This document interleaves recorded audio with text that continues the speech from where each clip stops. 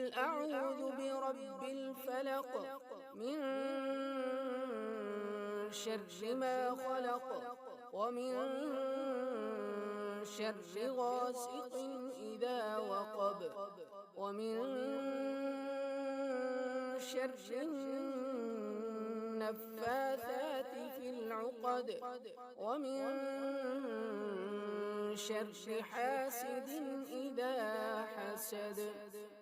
بسم الله الرحمن الرحيم. قل أعوذ برب الناس ملك الناس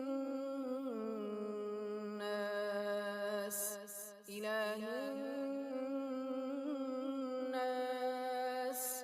من شر الوسواس الخناس الذي يوسوس في صدور الناس من الجنة والناس. بسم الله الرحمن الرحيم. الله لا إله إلا هو الحي القيوم لا تأخذه سنة ولا نوم له ما في السماوات وما في الأرض.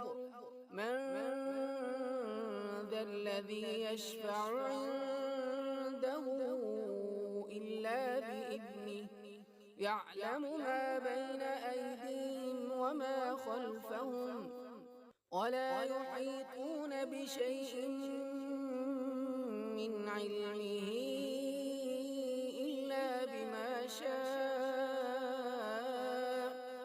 وسع كرسيه السماوات والأرض ولا يئوده